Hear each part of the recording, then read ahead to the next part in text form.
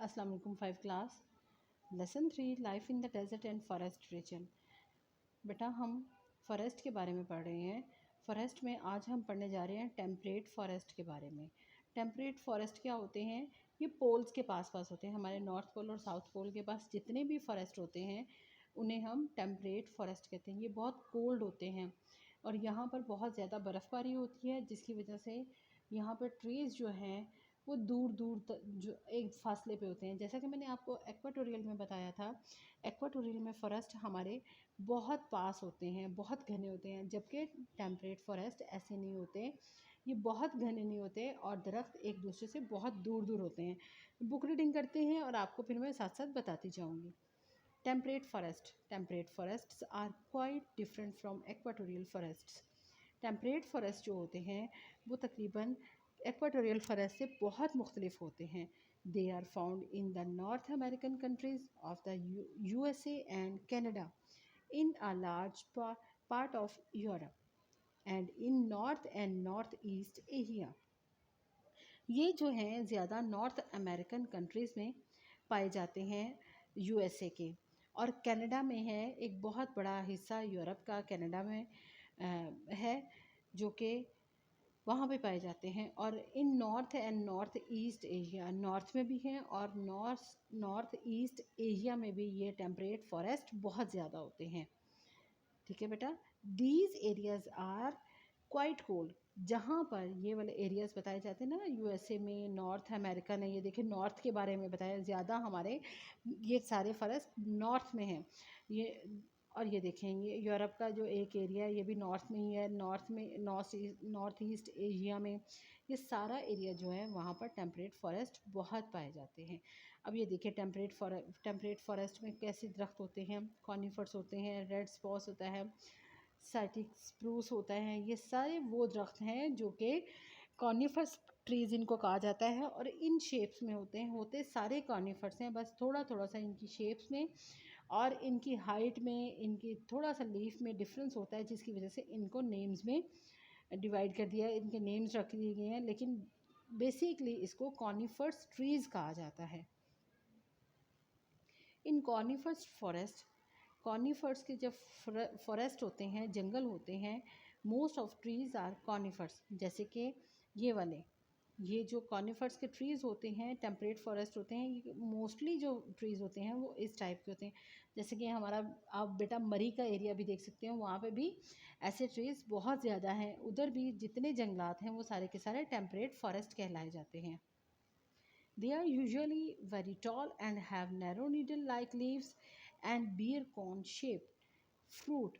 और यहाँ पर मोस्टली ऐसा है कि यहाँ पे ये बहुत टॉल होती हैं, बहुत नैरो होते हैं, निडल लाइक लीफ होते हैं and bear cone shape fruit होते हैं। इनके फ्रूट जो होते हैं ना वो बियर कॉर्न, मतलब कोन की तरह, इस जैसे कि ये ट्रीज़ हैं, आप ये देखिए कोन की तरह बने हुए ना, ये लंबे लंबे से, इनके फ्रूट्स भी इसी टाइप के होते हैं। और इनके जो लीव्स होते हैं ये नैरो से होते हैं, निडल लाइक, छोटी छोटी निडल्स की तरह इनके ना लीव्स होते हैं। They also the trees grow on हिली स्लोप्स। जो ट्रीज़ हैं हिली स्लोप्स पर ग्रो करते हैं। जैसे कि आपने बहुत से बच्चों ने मरी भी देखा होगा, आपने अगर नहीं देखा तो पिक्चर्स में देखा होगा, टेलीविज़न में देखा होगा। जो ढलवान होती है, मतलब थोड़ा सा स्लांट साइड होती है ना पहाड़ की, तो बेटा उन पर मोस्टली ग्रो करते हैं। Their long roots keep them from falling over. इनके रूट्स बहुत लंबी होती हैं, इसीलिए इनको वो गिरने से रोकती हैं। They also help to keep the soil from being washed away. और इसके अलावा ये हेल्प भी करता है कि मट्टी जो है वो ख़त्म ना हो जाए, उसमें भी हेल्प होती है। मतलब ज़मीन को पूरी ग्रिप के साथ ये ट्रीज़ पकड़ के रखते हैं। The shape of the leaves keep them from losing moisture. इनके पत्ते ज़्यादा चौड़े नहीं होते, इसी वजह से इन ट्रीज़ में से मॉइस्चर ख़त्म नहीं होता, बारीक होते हैं, इस वजह से इनका मॉइस्चर इनके अंदर ही रहता है। Some of the trees found in trees forest are the fir, pine, spruce, cypress, juniper, yew, redwood, cedar and larch. इनमें से कुछ ऐसे ट्रीज़ हैं फॉरेस्ट के जो कि फिर हैं, pine, spruce, cypress, juniper, yew, redwood, cedar and larch. ये सारे कॉनिफर्स ट्रीज़ हैं, लेकिन इनके थोड़े थोड़े से वजह से नाम नेम जो है वो चेंज, ये देखें ये रेड सप्रूस ये है, ये भी सप्रूस है, ये सीडर है, ये देखें रेड पाइन है, ये जूनिपर इस टाइप के होते हैं। अब ये देखें ये सीडर भी ये लार्ज इस तरह का होता है, ये यू इस तरह का होता है। ये डिफरेंट है लेकिन हैं ये सारे के सारे कॉनिफर्स ट्रीज़ हैं।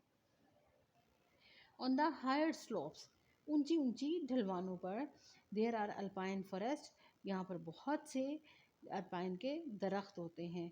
The tree in alpine forest do not grow very tall because of the cold climate, यहाँ पर ठंडे मौसम की वजह से दरख्त बहुत ज़्यादा ऊंचे ग्रो नहीं होते हैं।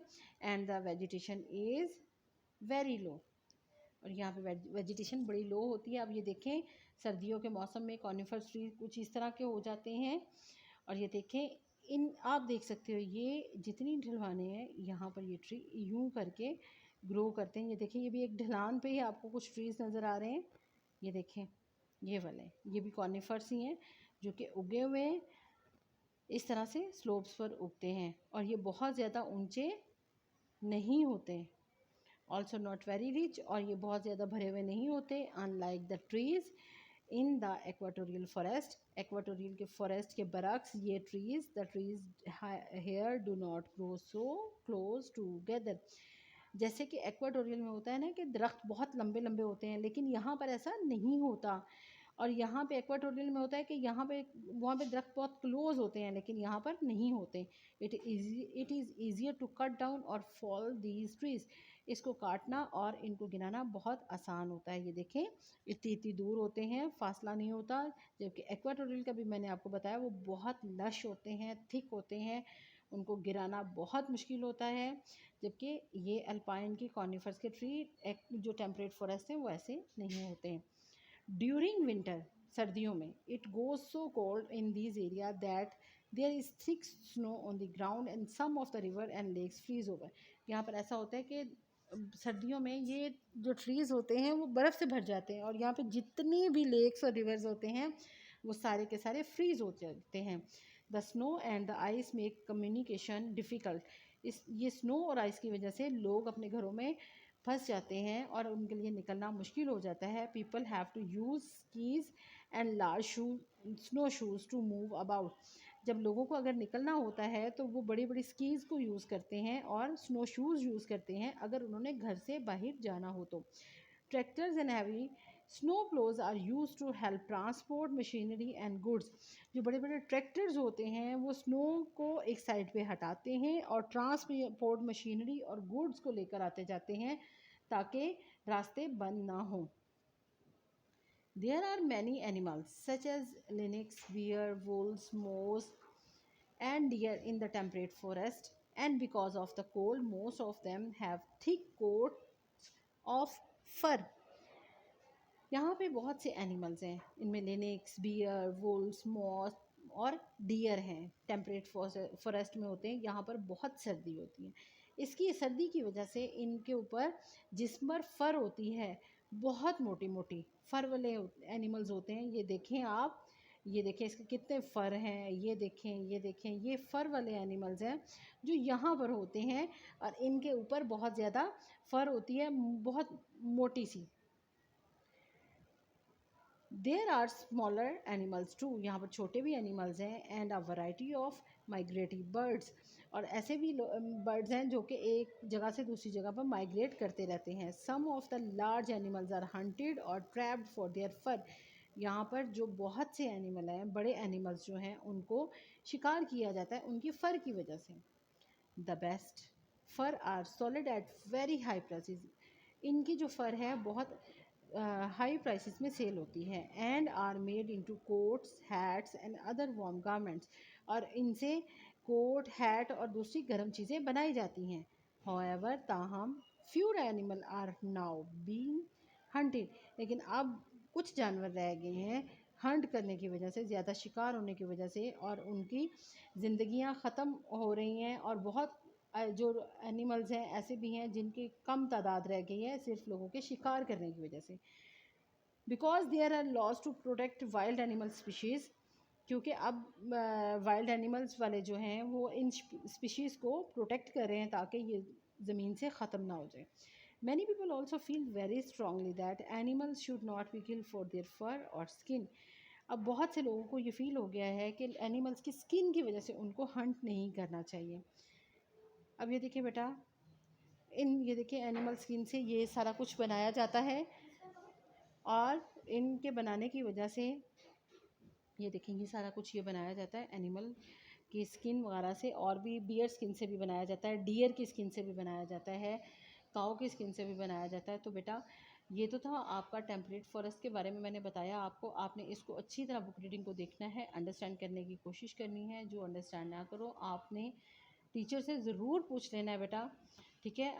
बुक रीडिंग आपने बड़ी अच्छी तरह से करनी है। बुक रीडिंग को आपको पता है, बुक रीडिंग करके नहीं पढ़ना चाहिए, बल्कि अंडरस्टैंड करना चाहिए कि इसमें क्या बताया गया।